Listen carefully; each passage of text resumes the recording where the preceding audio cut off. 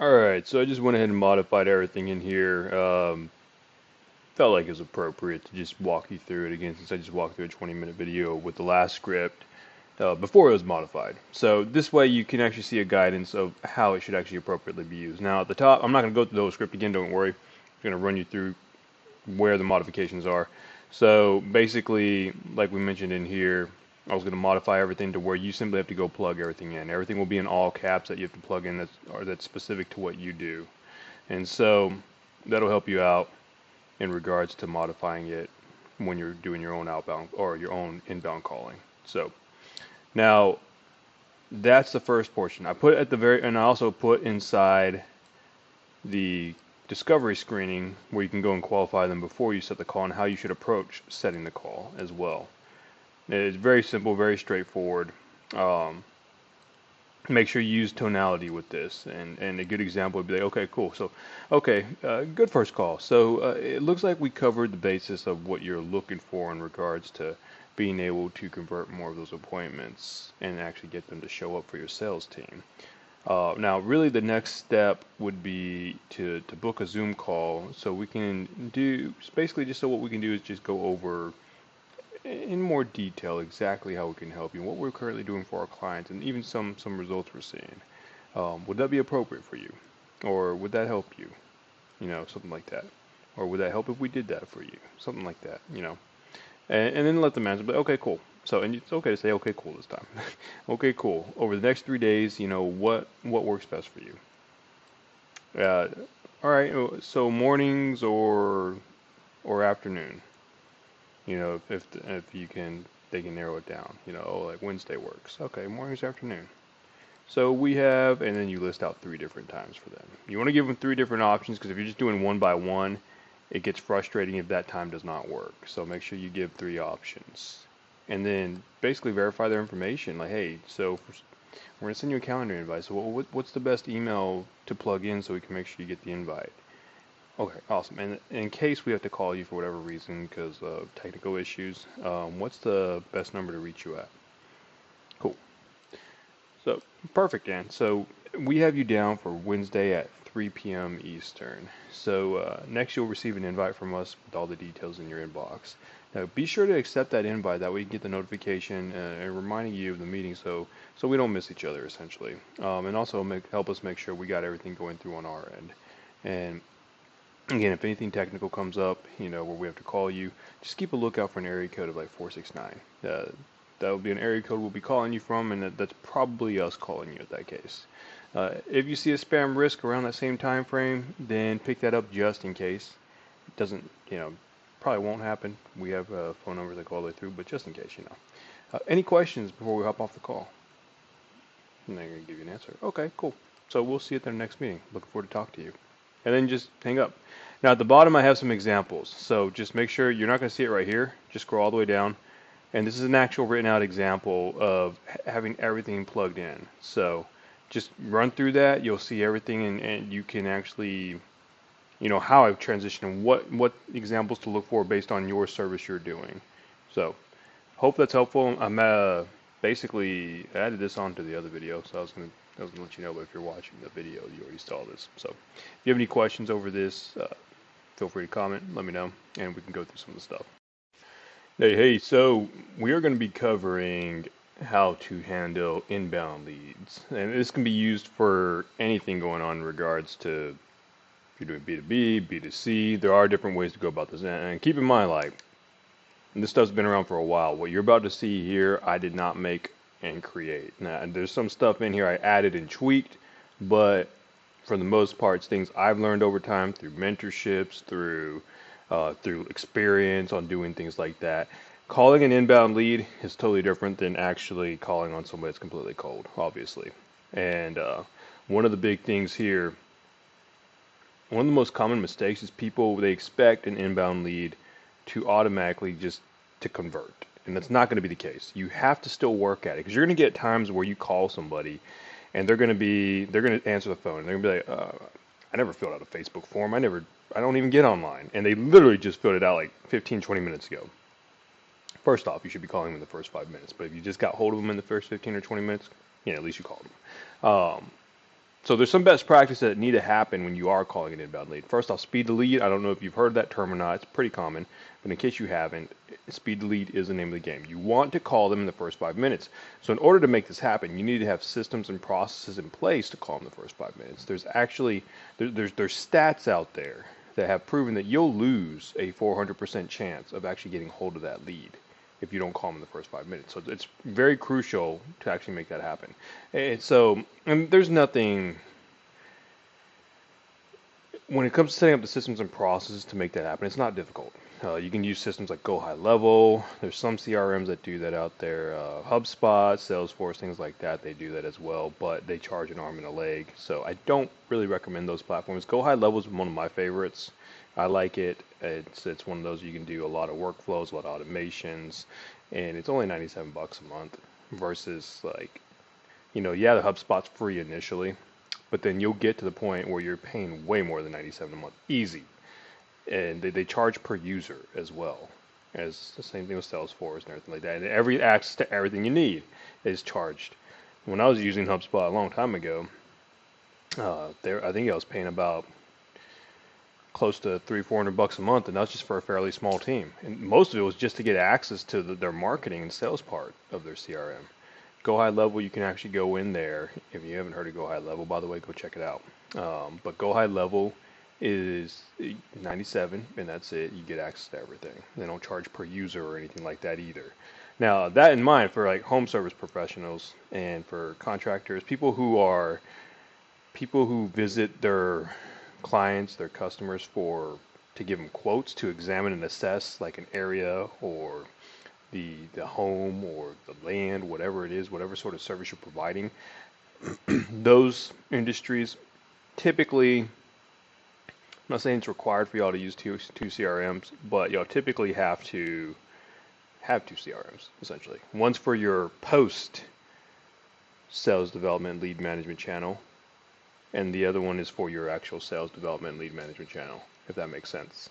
And that's what I'd recommend as using Go High Level as. Use that one as your sales development lead management channel, where it filters out everybody, engages with them, qualifies them, gets them to get to a certain point, and then you can integrate that information over to your actual CRM that helps you with giving your quotes, when managing pictures, things like that, or whatever you're doing when you're doing specific work for that prospect as they're becoming the client or when they become the client.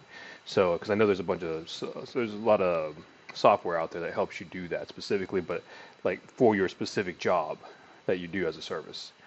But on the latter end, those are usually not really good with the actual sales development part of the process. So that's why it's kind of like there's like a double-edged sword there.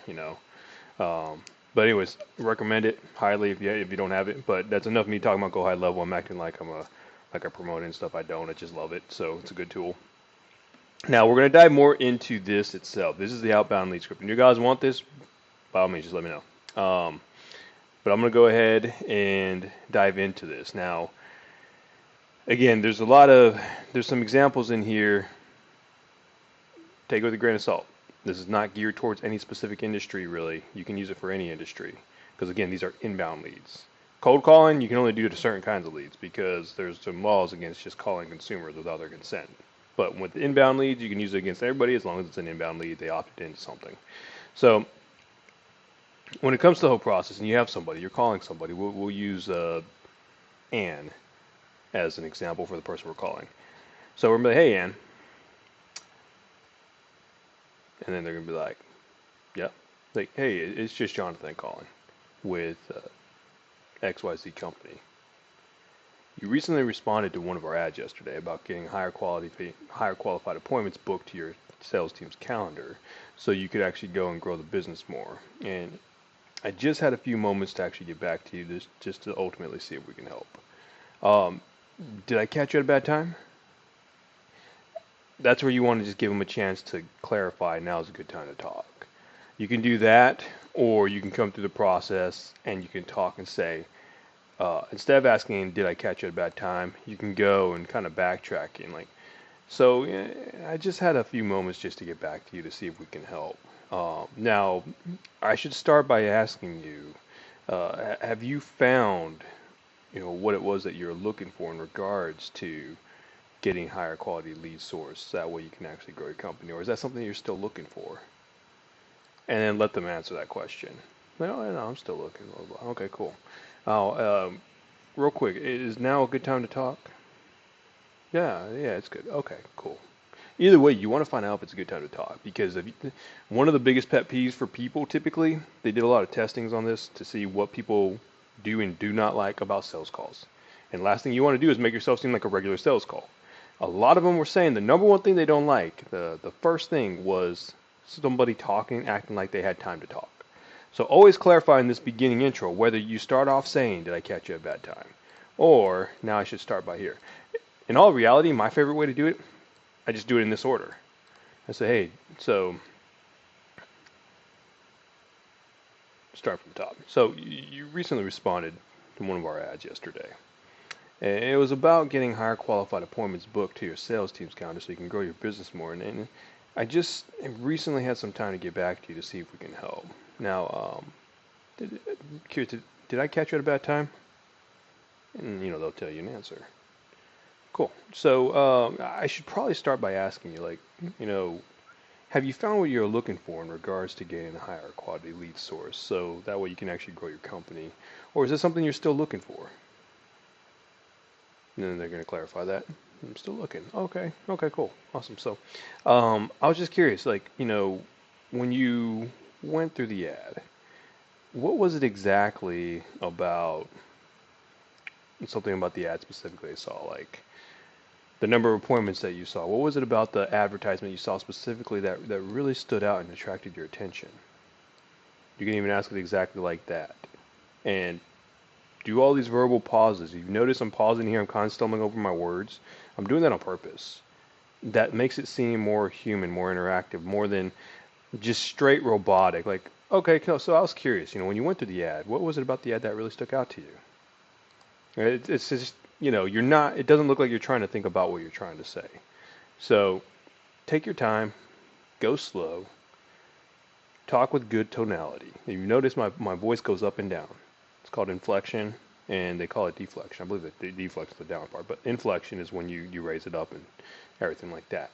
That's going to help them seem, it's going to help them get more bought into you as a person, because the way you say things determines the outcome of every statement. Like why? When you ask why as an example, there's many different ways you can take why. Like, why? Why? Why? Why is that? Something like that, That last one was curious. The middle one was like, why? That was more in disgust, like, why would you do that? In disagreement. And it was like, why? Which is just a simple why, like, pretty neutral. So, it really matters how you say everything. Now, once you get into this process, that was number 2 that we just went through. What was it about the ad that, really caught your attention? And boom, they answer and go, okay, cool. So I've been saying okay, cool a lot. Don't do that. That's the other thing. Watch out for things you say.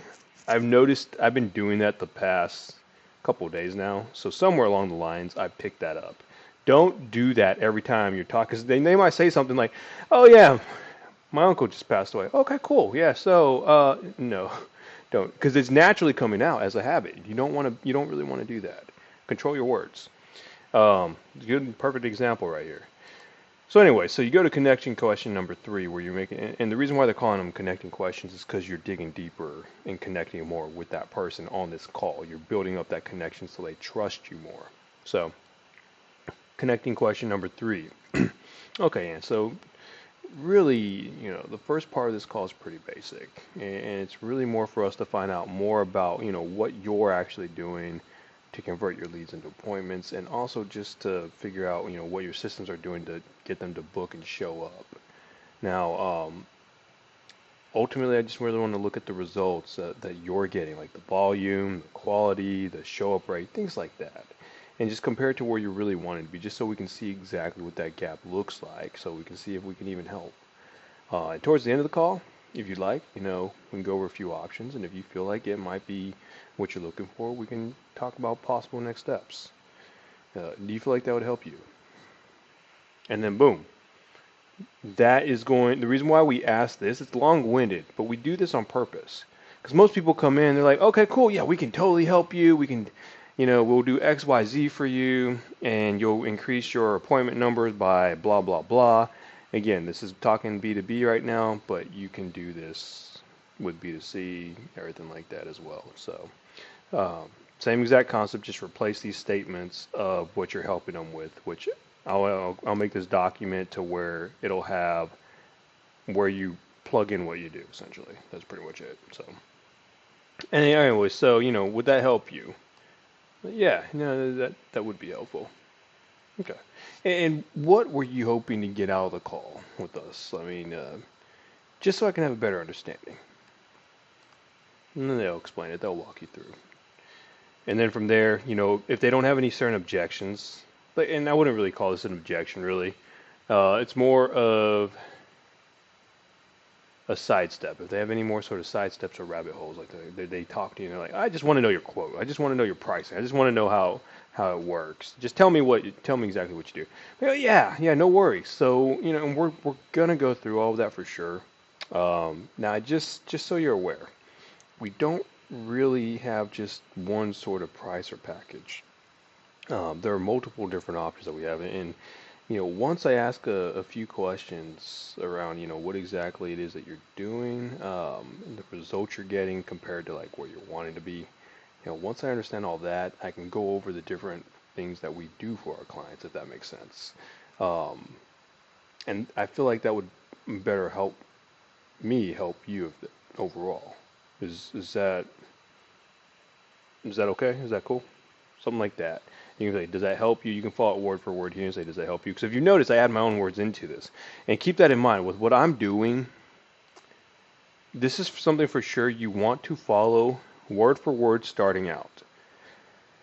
Because what this is going to do, it's going to build inside of you how you need to approach this. And you're going to have it memorized, because you should memorize this. And just go word for word, whether it's like your character or not initially. You're going to have a few of your first couple of calls, and you're going to sound like a robot, and you're going to feel ridiculous. You're going to be like, I just feel weird saying certain things. Because there's certain things in here I do feel weird saying them, but this is the baseline blueprint. Again, I didn't make this up. It's something I learned. And there's some things I added to it that I've learned during times and experience when talking to people that I personally added myself. That's called creating your own recipe, essentially. And this is just the backbone. You learn this, and then you start throwing in your own little twist. But you still follow the core script, if that makes sense. It's like making a chocolate cake. You're going to follow all the ingredients to the T at first. Make sure you got it dialed in. And then once you feel like you've got it down and once you've seen that the results are great, then you start adding your own little twists here and there of your character, of how you are, your character, your persona, things like that. And then at that point, it's like icing on the cake. You throw some icing the way you want it. You add a little bit of this, add a little bit of that. Throw some cherries on top. Throw some ice cream in the mix if you want. Things like that. I'm hungry. Anyways, so that's how the intro of the whole process goes on an inbound lead. After that, the whole goal here is to get you to the discovery and screening process. And what that is, it's just your simple questions you need to get clarified. You need to triage and ask questions, figure out where they are.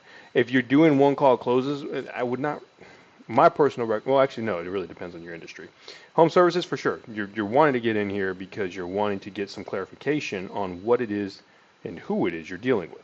And so once you get that information and you're pre-screening them before you go show up to their home, this will actually save you a lot of time. So this is essentially, it's not closing the deal, but it's closing the deal if it's worth your time to see. Same thing for everybody else. This is almost like a pre-screen. It's like a pre-screen after you've already qualified them through whatever ad they clicked on.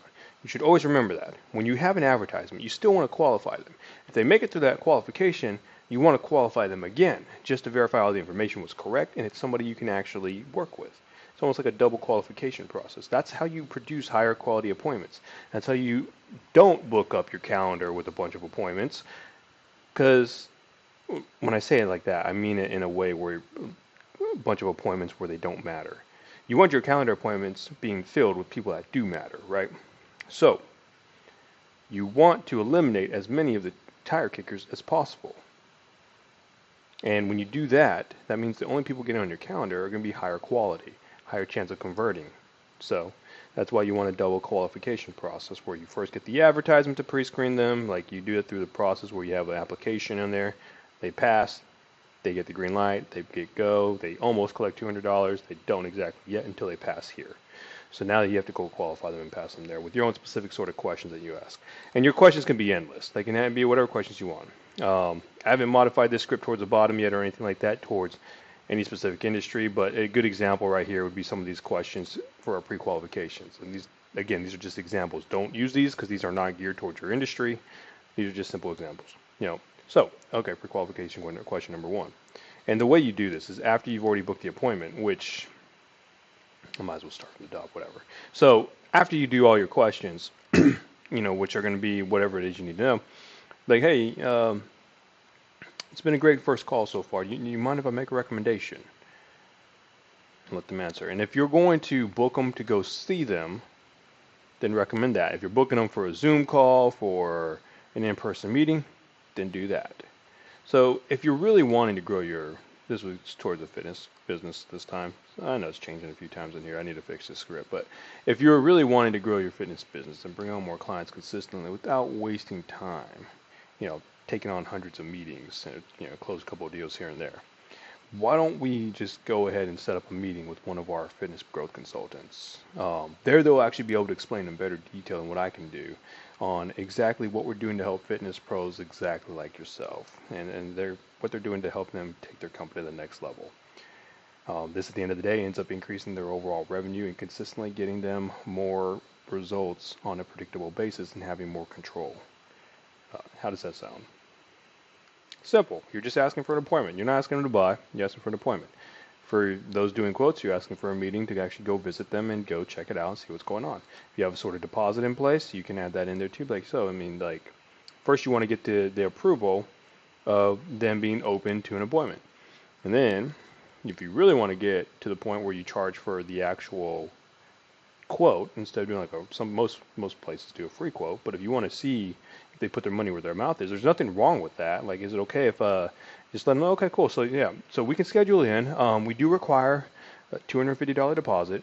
That's completely refundable if we don't do anything. And basically, we go in there, we'll assess, and if you do something, we use that to contribute towards your service. Something like that. That's going to really qualify people a lot more. If some people don't agree with that, I would be okay with that. The reason why I'm okay with that, because if they're cheap, like, I really don't know if I want to do that.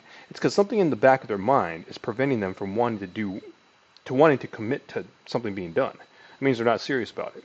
So the caveat: are you going to turn a lot of people away? Yes. That's good though, because that means you're not going to waste your time. So think about it from that sort of perspective. And again, it's a double-edged sword. It really depends, because not everybody's going to be like that. You will have a majority, though, that do turn you away like that because they weren't serious. Like they want something done, but they think, I can push it off, whatever. The other side of it that could potentially be happening is, if you don't do that, back to problem. If you've seen some of my other videos, problem-aware, solution-aware, that whole concept.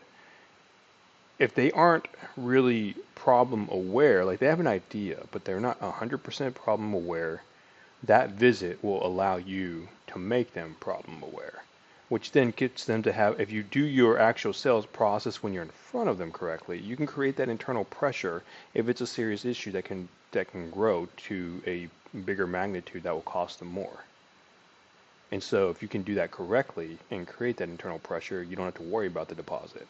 But the deposit does help in regards to eliminating the tire kickers. But again, you're going to also eliminate some that you might have potentially had the opportunity to create that internal pressure if it's a serious issue, and then get in front of them and actually show them what it is and what's going on and what happens if they don't fix it. So something to really think about. You have to think about more from your perspective on what you rock at, what you're good at, and then kind of go from there and the way your cadences work. Again, that's for home service professionals. If you're like a dental clinic or a dental office or medical clinic or anything like that, you can also do deposits as well. It really depends on, what your preference is. Deposits, I found, especially in the medical practice, really help a ton for preventing no-shows. So anyways, and then you go to set the call, basically clarify some information, qualify them. These are the qualification questions. You want to do that before you actually, that's the discovery phase. That's the discovery screening phase that you have in between here. So again, when you get the script, you're going to have everything in order if this is something you're asking for. Um, and then I'll plug in all the templates of where you need to actually go in and put your specific service in, your specific offer, and your specific problems you solve in. It will just say like, put problem here, simple as that. So other than that, it's pretty much it. Wrap things up, 21 minutes. It's pretty short for me. Normally I talk like 30 minutes. But if you have any questions over this, let me know. Drop a like in this video if you like it, share it, whatever. It doesn't matter to me in that aspect. If you feel like there's somebody that can help, pass it along. And then I'll give you the document that goes along with this as well.